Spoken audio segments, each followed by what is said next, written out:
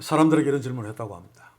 평생 써봤던 말 중에 가장 기억에 남는 단어 하나를 꼽는다면, 또 가장 한마디만 한다면, 한 단어만 꺼낸다면, 가장 하고 싶은 단어 하나가 있다면, 또 가장 가슴 저미는 잊지 못할 단어가 있다면, 여러분들 이미 눈치채셨겠죠.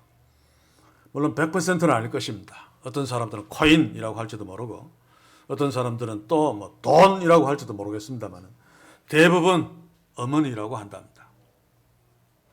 물론 어머니는 두 가지로 갈리죠. 엄마, 어머니. 이것도 뭐 얘기가 있더만요. 내가 엄마보다 작을 때는 어머니를 엄마라고 부르고, 내가 엄마보다 커지면 엄마를 어머니라고 부른다. 저는 평생 어머니라고는 못 불러봤습니다. 엄마라고 불렀지. 친구 집에 가서는 어머니요라고 해봤지만 제 모친에게는 어머니라고 한번 못 해봤습니다. 그것도 가슴에 걸리네요. 어쩌면 저희 어머니가 나한테 어머니라는 소리를 듣고 싶지는 않았을까라는 생각을 해봅니다만, 자, 그런데 제가 이런 말을 여기서 꺼내는 것은 평생 하고 싶은 말 한마디, 뭐 가장 잊지 못할 한마디, 어머니, 엄마 좋습니다. 그러나 어머니, 아버지, 오늘 하나님께서 우리에게 제5계명으로 명령하신 네 부모를 공경하라라고 하는 것은 이런 감상에서 끝나면 안 됩니다. 어머니 정말 귀한 분이지, 잊을 수 없어, 이걸로 끝나면 안 된단 말입니다. 주께서 우리에게 명령하시는 네 부모를 공경하라라고 하는 것은 현실입니다. 그래서 행동해야 되는 것입니다. 이것은 믿음과 동일한 개념입니다. 믿음은 중지되어 있는 것이 아니죠. 그래서 제가 믿음은 명사화할 수 없다, 어쩔 수 없이 이해하기 위해서 명사로 믿음이라고 하지만, 우리가 하나님을 향해서 믿는다라고 하는 것은 믿는다인데 믿는다. 마찬가지로 부모 공경은 계속해서 행동하는 것입니다. 그래서 이런 감상적인 생각도 꼭 필요합니다만, 마음으로 생각으로 어머니는 참 귀중한 분이야, 다 좋습니다만, 그게 행동화될 적에 그 생각이 의미가 있습니다. 그래서 부모를 공경하라라고 하는 것은 명령입니다. 그래서 저는 오늘 십자가에 달려서 세 번째 말씀이죠. 예수님이 하신 말씀을 통해서 예수님의 부모 공경을 한번 볼 것입니다. 물론 이 본문은 구원 사역에 관한 아주 의미심장한 말씀들이 있습니다만, 그것은 다 빼고 부모 공경에 관한 것만 놓고 우리가 이 주님의 어머니를 향한 마음에서, 행동에서 오늘 다시 한번 깊은 도전을 함께 받기를 원합니다. 자, 그러면 먼저 예수님을 낳고 길렀던 어머니 마리아를 염두에 둬야 되겠죠. 마리아는 참 어쩌면 자식 때문에 기구한 운명이 시작되어졌습니다. 사실 모든 부모들이 그렇습니다. 마리아는 훨씬 더 심했습니다만, 천사가 성령으로 잉태하겠다, 아들을 낳겠다, 이런 어떤 잉태 소식을 전할 때부터 정말 힘들어졌죠. 정신적으로 또 실제로.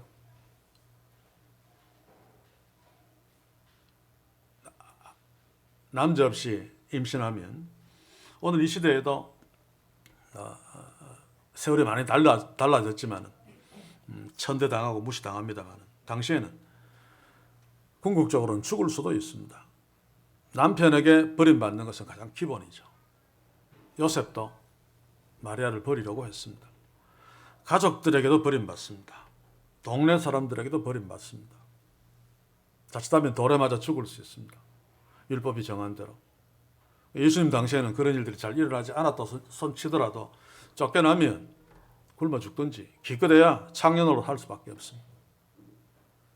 그런 어려움이 예수님을 임신함으로 말미암아 생겨났습니다. 제가 언젠가 그런 말을 했습니까? 요셉이 로마 황제의 호적 신고에 대한 명령으로 베들레헴에 갈 적에 호주만 가면 됩니다. 그런데 마리아까지 따라갔다는 것은 마리아가 그 당시에 동네에서도 얼마나 어려움을 겪었는가를 추측해 볼 수 있는 대목입니다. 나중에도 보시면 예수님을 아버지 없는 자식으로 취급하죠, 동네에서. 그때는 더 심했을 것입니다. 혹시 요셉이 혼자 가면 마리아가 동네 사람들에 의해서, 자기 가족들도 마찬가지겠죠. 요셉의 아버지가 살아계시는지 모르겠습니다만 가족들에 의해서 큰 위해를 당할 것을 요셉이 추측했기 때문에, 짐작했기 때문에 아마 만삭이 된 마리아를 데리고 베들레헴까지 갔다고 생각되어집니다. 물론 그 이면에는 하나님의 역사가 있죠. 예수님이 베들레헴에서 태어나야만 하는.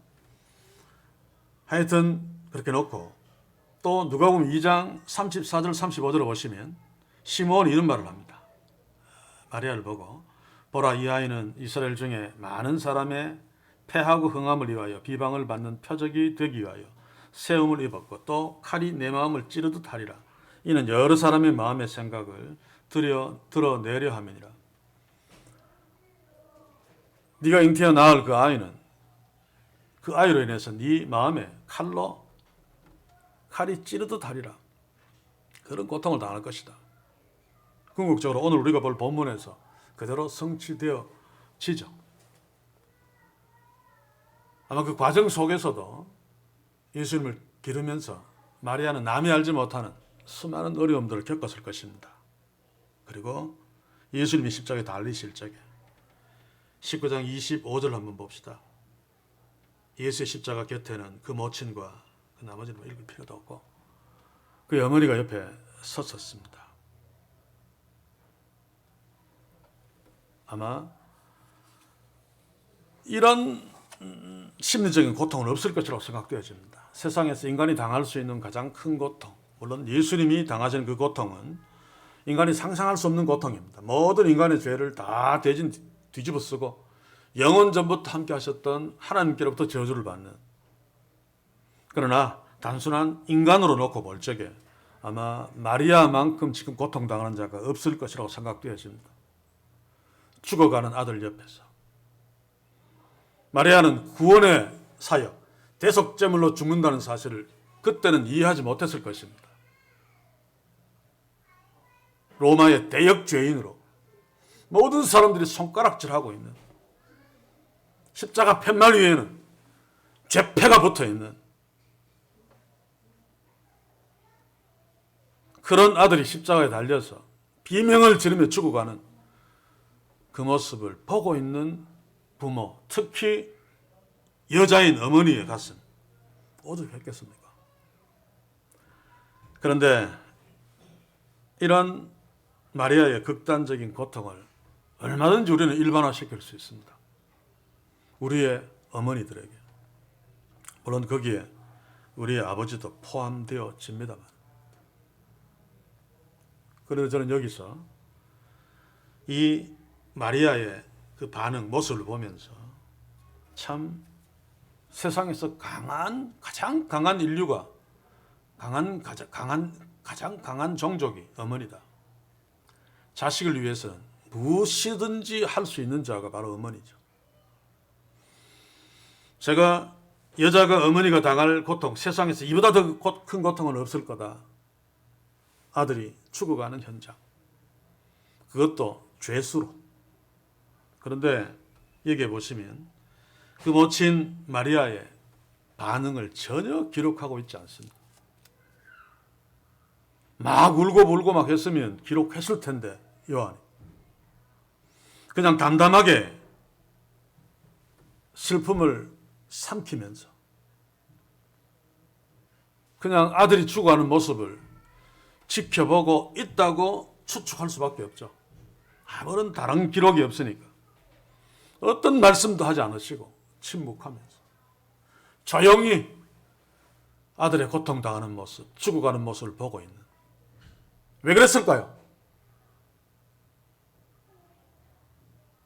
내가 막 힘들어서, 고통스러워서 고함을 지르고 죽지 마라 그러고 막 내려와라 그러고 막 그러면 아들이 훨씬 힘들 것을 어머니 마리아가 계산에 넣었기 때문에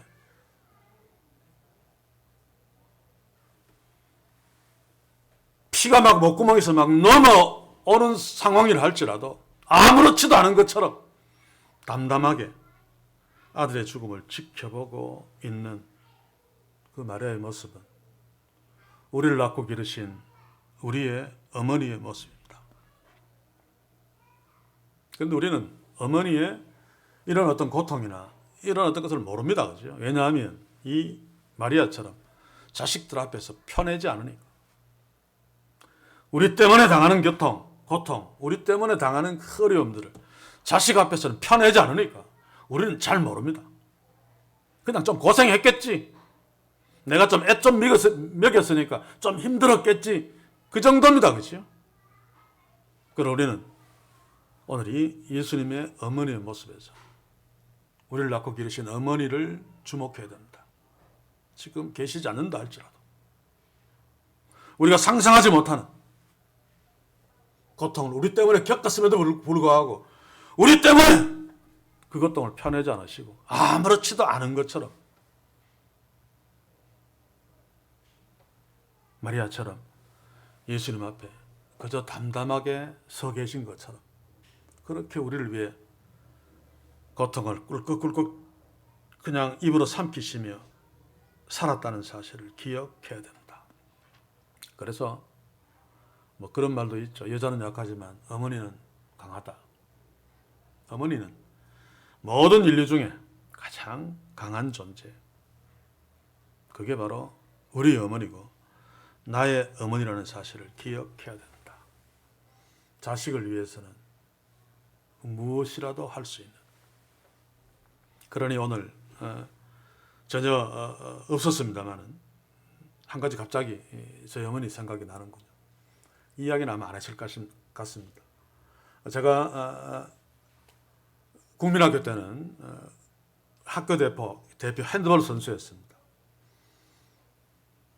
그런데 제 스스로 제가 성질이 그래서 6명이 막 뛰는 것보다 혼자 골키퍼 하는 것이 좋아서 아주 나쁜 성격이죠.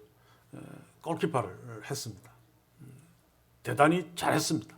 그래서 경북 대회에서 우승해서 전국 대회 가서는 촌놈이어서 그 치맛바람 보니까 겁나대요.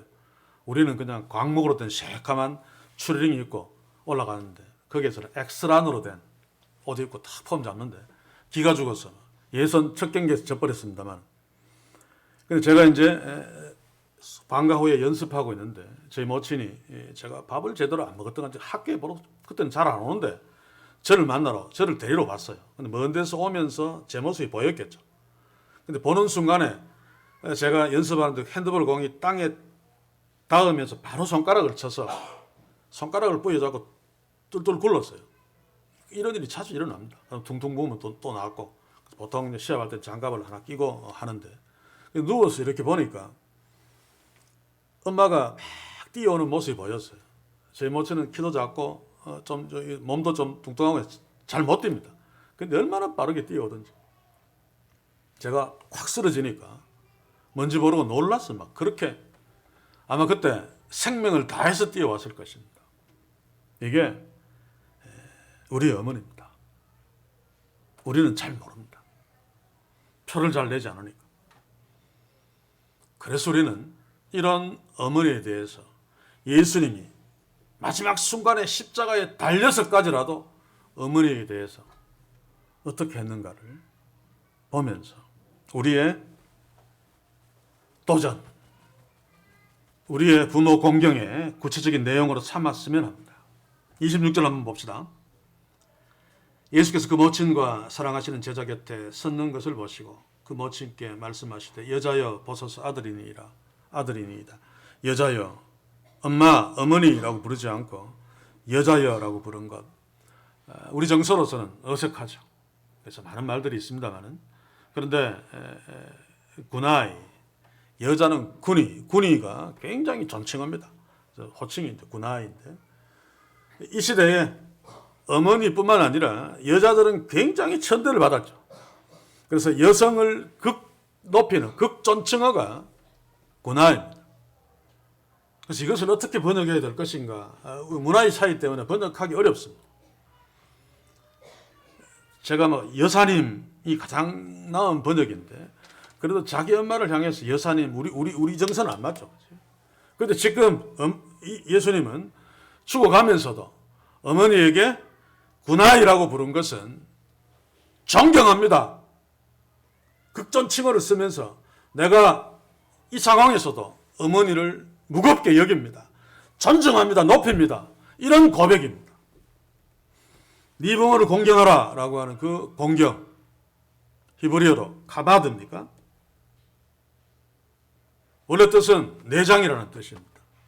간장이라는 뜻입니다. 간과 장.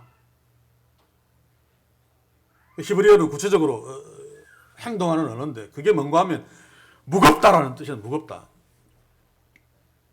물론 중요하지 않은 것도 무거운 것들이 있습니다만 일반적으로 무겁게 여긴다는 것은 귀중하게 여긴다는 거죠. 정부에서 가장 무거운 자가 누굽니까? 대통령입니다. 가정에서 가장 무거운 자가 누굽니까? 가장이죠. 자녀들에게 가장 무거운 자가 부모라는 말입니다. 무겁다는 말은 귀중하다는 뜻입니다. 그냥 뭐 좀 잘해주고 이게 아니고, 저는 이 부분에서 실패했습니다.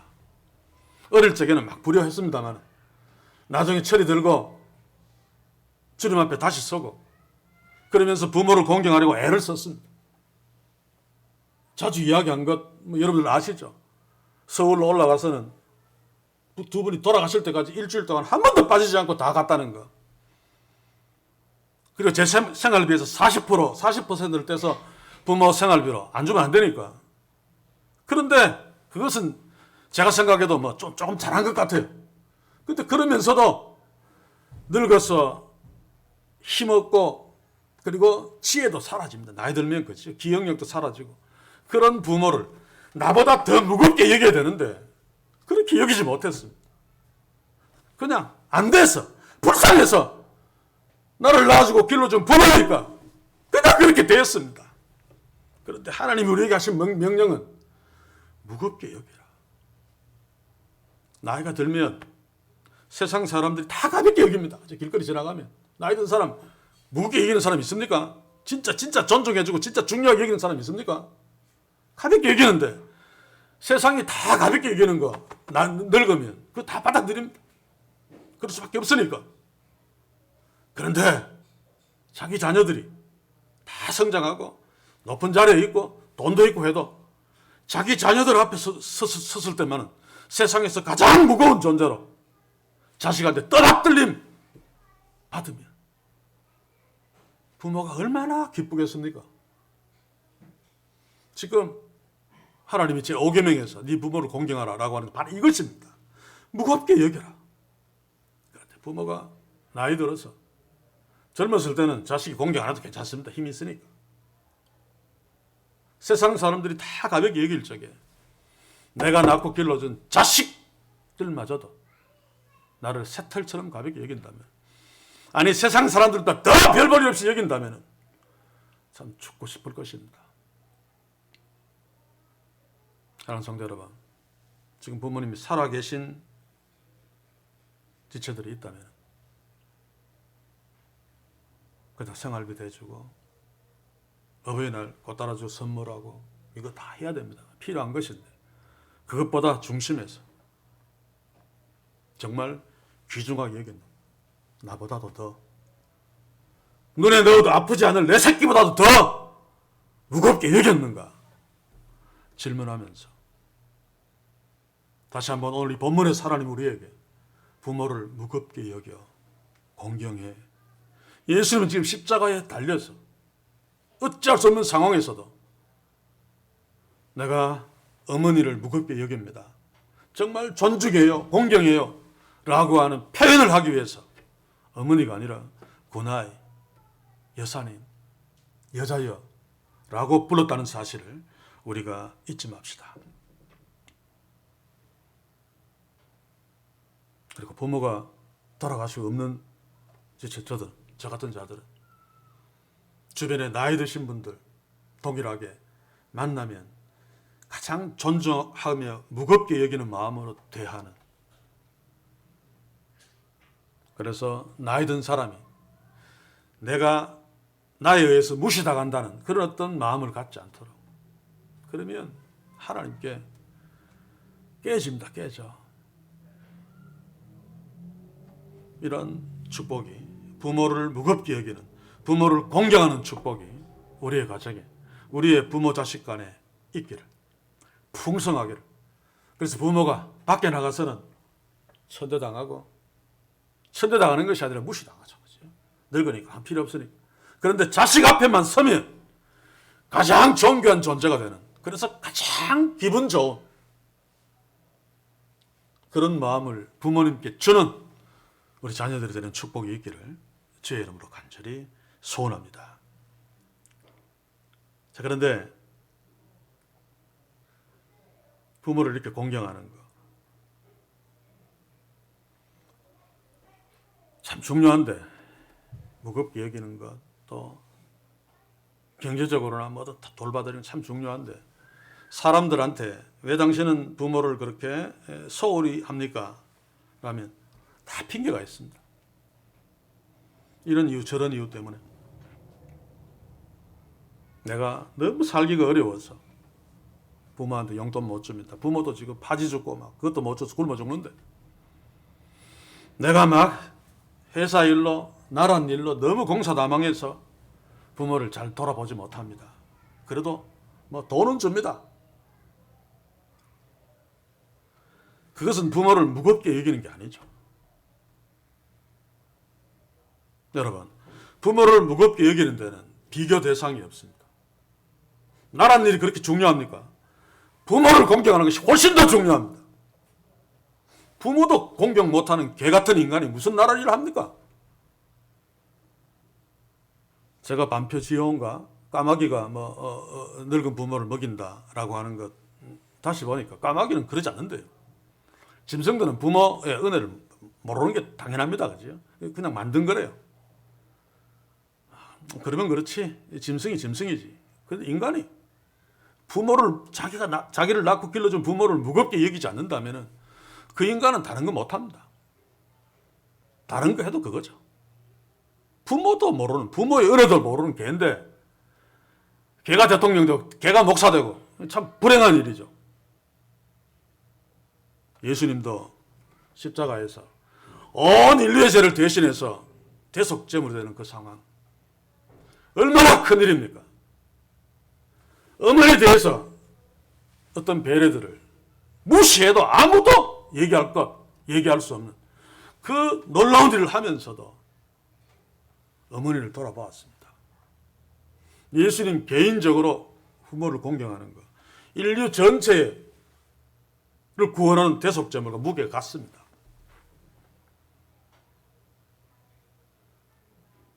물론 예수님은 하나님의 아들로 온 인류를 구원해야 될 그 사명을 갖고 이 땅에 왔습니다만, 그러나 그럼에도 불구하고 인간 마리아의 아들 예수, 마리아를 공경하는 것,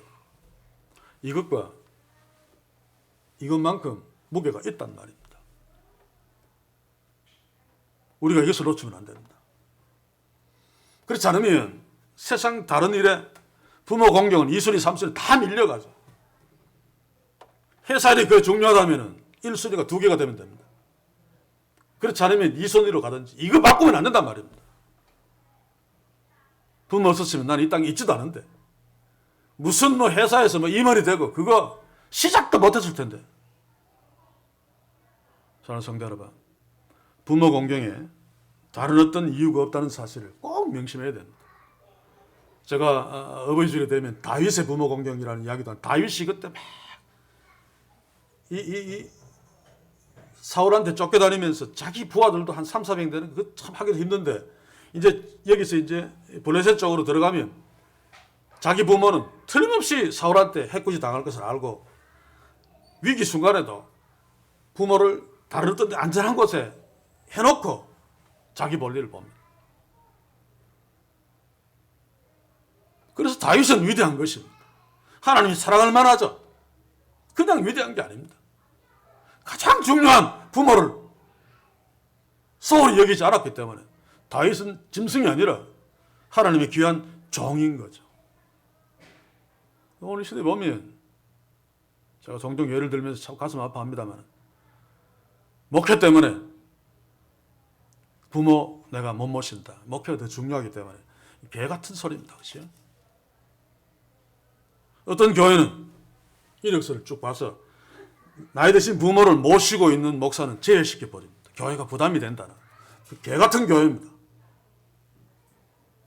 그래서 제가 언제 그런 얘기를 했죠. 우리 교회에 어떤 이력서가 들어온다면 물론 중요한 조건들이 있어야 됩니다. 조건들이 같다면 부모 모시는, 부모를 지금 같이 모시고 있는 목사를 택하는 것이 하나님의 뜻입니다. 그리고 아무리 조건이 좋더라도 부모를 모실 수 있는데 안 모시고 있다면 그 무조건 청명하면 안 됩니다. 왜냐하면 교회이기 때문에. 교회를 우리 교회 목사로 청명해서 설교 듣고 영적인 지도를 받을 수 없죠. 그런데 우리 시대에 보면 목회가 중요하기 때문에 부모를 직접 모시지 못한다라고 동생한테 또 다른데 그래놓고 목회는 거창하게 잘하는 개 같은 목사들이 참 많습니다. 사랑하는 성도 여러분, 우리는 이런 개가 되지 않기를 소원합니다. 이런 개 같은 교회가 되지 않기를 소원합니다. 부모는 무거운 존재입니다. 그래서 하나님이 부모를 무겁게 여겨라 라고 명령하셨습니다. 또 한 가지, 그렇기 때문에 우리가 부모를 공경할 적에 철저하게 부모 입장에서 생각해야 돼요.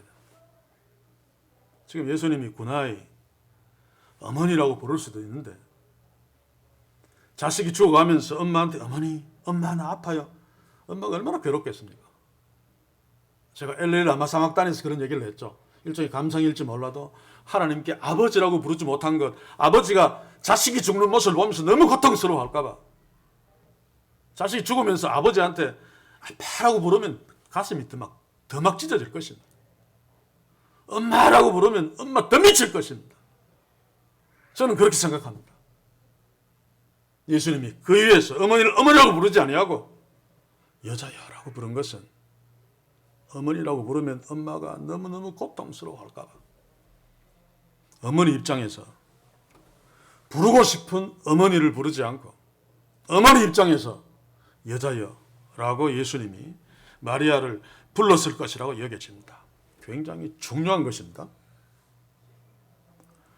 제가 글을 보니까 어떤 사회적으로 지위가 굉장히 높은 사람인데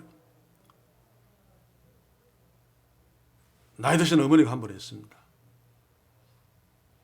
아들한테 몰래 가서 나 조금 이래 좀 시설 좋은 양로원에 보내줘.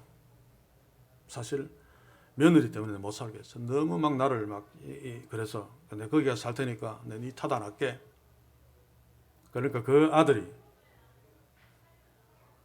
어머니를 막 나무라면서 어머니는 내 체면도 생각 안 해줍니까? 내가 그래도 교수인데 명망 높은 이러면서 어머니를 그냥 집안에 그래서 며느리의 구박을 계속 받도록 한 그런 놈이 됐습니까? 그치? 그런데 대체로 그렇습니다. 이게 문제입니다. 제가 예를 잘 듭니다. 엄마가 나 저 편안하게 입게 빨간 그 목반스 하나 사줘. 그런데 어머니 요즘 패션 유행하는 망사 팬티 1,000만 원짜리 뭐 구찌 하나 사드릴게요. 그게 효도가 아니란 말입니다. 그런데 우리는 항상 우리 중심으로 신앙도 그렇죠. 제가 계속해서 도전하는 것이 바로 그것입니다. 믿음은 하나님 중심으로 우리가 따라가는 거지 내 생각 내 중심으로 믿는 게 아닙니다.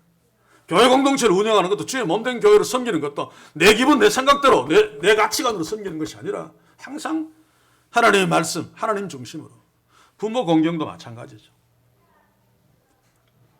그러니 부모에 대한 관심 생각을 해야 됩니다. 우리 엄마가 무슨 생각을 하고 있는가? 무엇을 원하시는가? 그렇지 않으면 부모를 무겁게 여기지 않는 거죠. 그렇죠?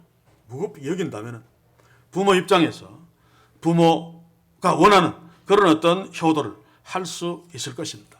사랑하는 성도 여러분, 우리는 부모님 늙었다고 해서 나이 들었다고 해서 내 마음대로 내 의지대로 내 고집대로 내 체면대로 딴 사람 보기에 되게 잘해주는 척하지 말고 진짜 부모님이 원하시는 것을, 그게 붕어빵이라 할지라도 부모님 마음에 맞는 그런 효도를 하는 위선자가 아닌 우리 되기를 주의 이름으로 간절히 소원합니다.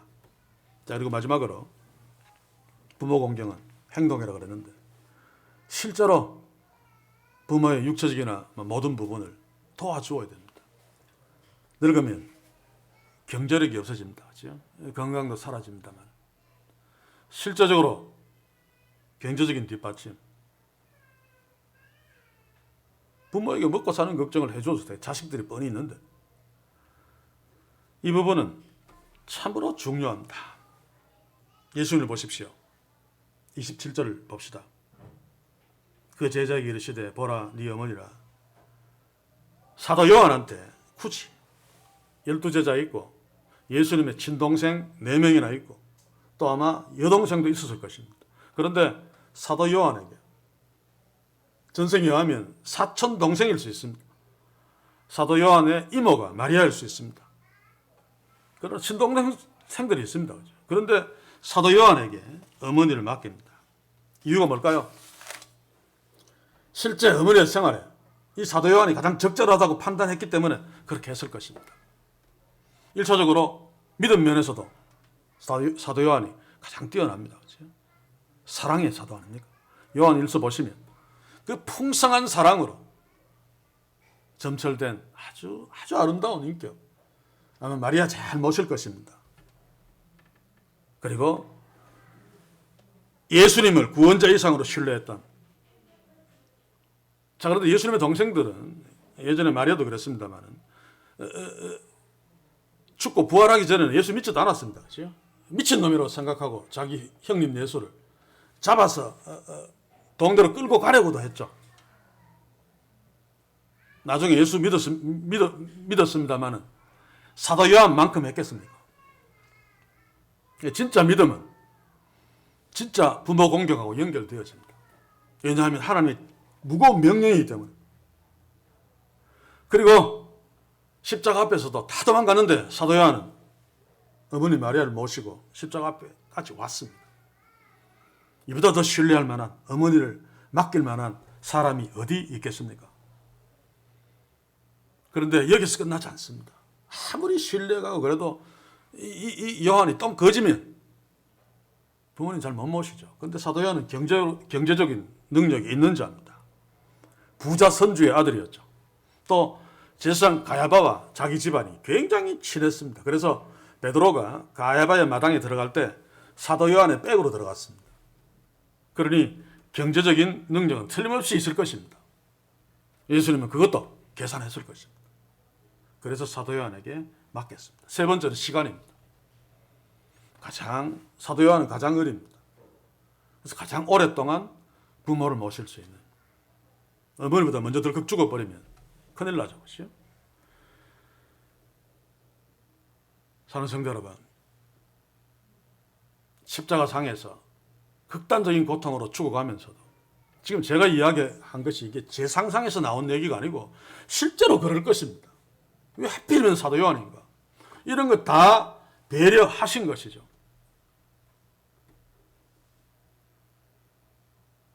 그래서 언젠가 설교를 하면서 부모님께 효도하는데 정말 필요한 것 중에 하나가 물질로 효도하는 거다.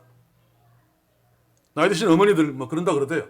자식한테 가장 받고 싶은 선물이 뭔가? 현찰! 가장 필요하기 때문에. 늙으면 돈 벌 길이 없습니다. 쓸 때는 많은데. 그러면 비참해지는 거죠. 화지 주어서 요즘 갈수록 종이값이 떨어진다고 합니다.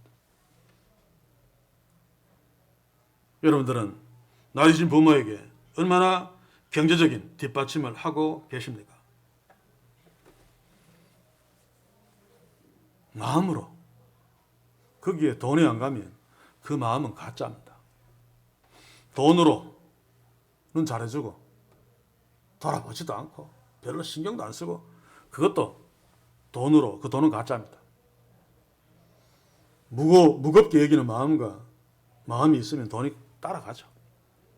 그래서 제가 극단적으로 자식 때문에 자식과 부모 둘 중에 하나를 선택한다면. 근데 둘이 같이 가야 되죠. 그죠? 인간은 둘이 같이 얼마든지 할 수 있습니다. 힘을 들더라도. 그러나 굳이 하나만 선택해야 된다면 부모를 모시고 자녀를 영유아원에 보내는 것이 맞습니다. 물론 제가 그런 일 닥치면 저도 못할 것 같습니다만.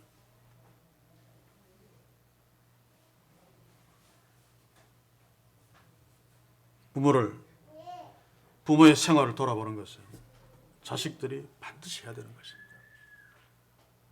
부모는 체면이 있어서 자식한테 손 잘 못 벌립니다. 그래서 알아서 주어야 됩니다. 알아서 드려야 됩니다.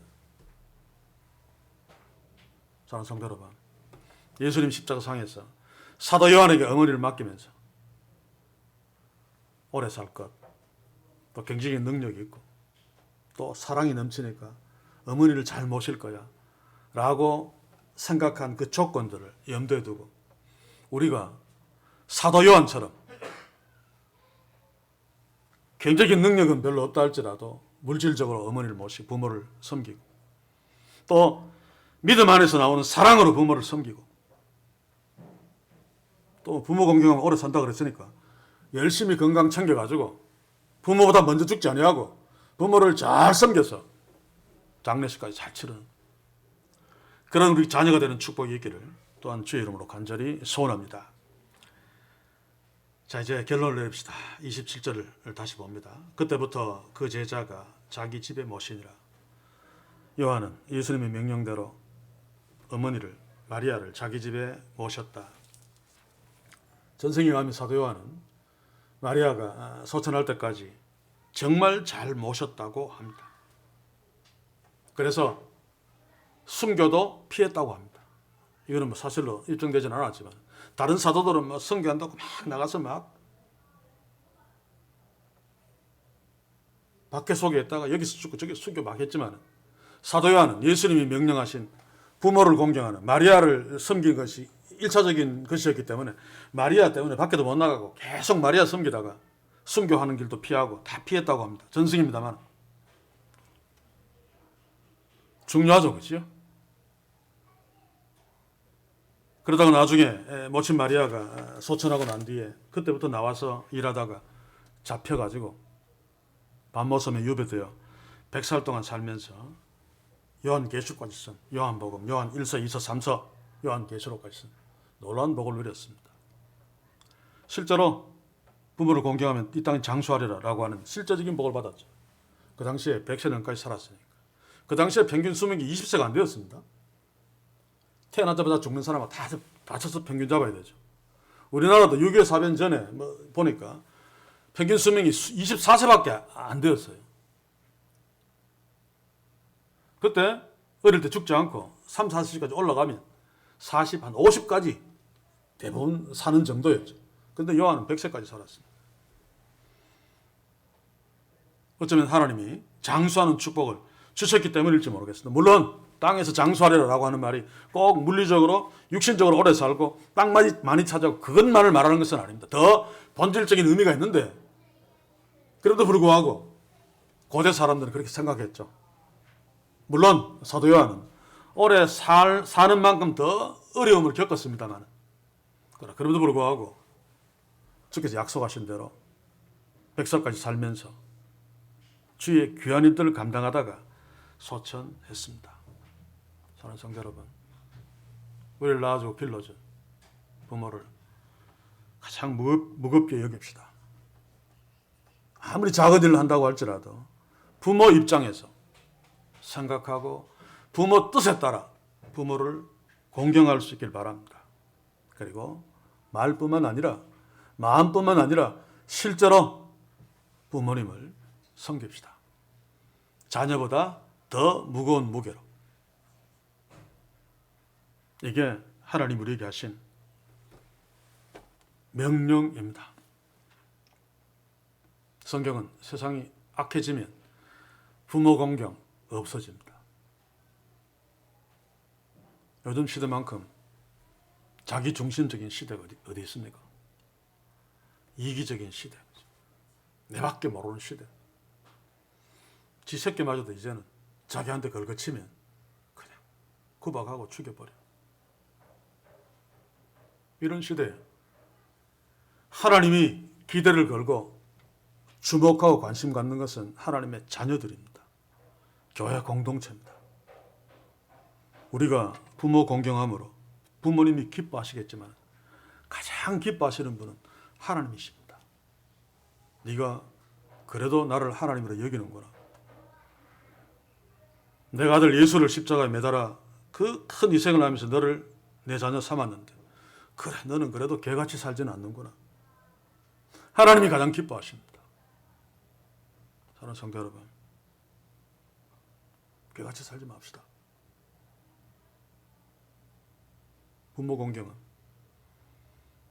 어느 때가 되면 제5계명에서 치울 수도 있는 계명입니다. 할 수 없으니까.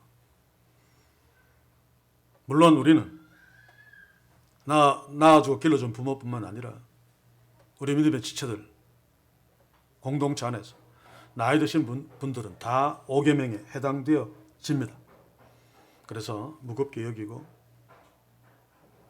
부모 입장에서 생각하고 실제적인 도움을 주며 섬기는 바로 이런 것으로 인간이기 때문에 인간답게 사는, 하나님의 자녀이기 때문에 하나님의 자녀답게 사는, 하나님의 자녀이기 때문에 하나님을 기쁘시게 하면서 하나님이 주시는 복, 실제로 11조의 명령과 부모 공경의 명령에서만 축복을 약속하셨습니다. 그 축복의 뜻들이 굉장히 깊고 넓습니다만 그럼에도 불구하고 축복을 약속하신 것이 두 가지밖에 없습니다. 부모 공경은 하나님 우리를 축복하시려고 하는 가장 큰 통로입니다. 주께서 원하시는 부모 공경을 통해 부모를 기쁘시게 함과 동시에 우리 하나님 아버지를 기쁘시게 함으로 하나님이 마음껏 축복하시는 그런 복된 우리 모두, 우리 가정, 이 교회 되기를 주의 이름으로 간절히 소원합니다. 기도합시다. 주여, 우리는 너무 어리석고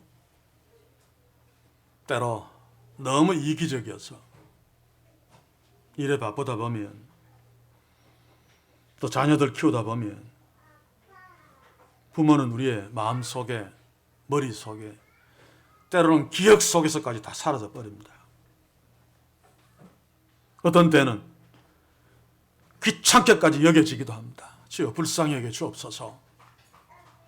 오늘 예수님께서 모친 마리아에게 말씀하시고 사도 요한에게 부탁하신 그것들을 보면서 다시 한번 하나님의 자녀된 우리 부모를 무겁게 귀중하게 여기는 공경이 있는 축복을 허락하소서. 또한 부모의 마음에서 부모의 뜻에 따라 부모를 공경하는 진정한 부모 공경 효도가 우리에게 있게 하시고, 또한 실제로 물질적으로 여러 가지 모양으로 부모에게 공경할 수 있게 하셔서 하나님이 우리에게 더 크게 주시는 축복들을 누리는 우리 모두가 되게, 우리의 가정이 되게 주여 부모 공경의 축복을 이 공동체에 허락해 주시옵소서. 예수님의 이름으로 기도하옵나이다. 아멘.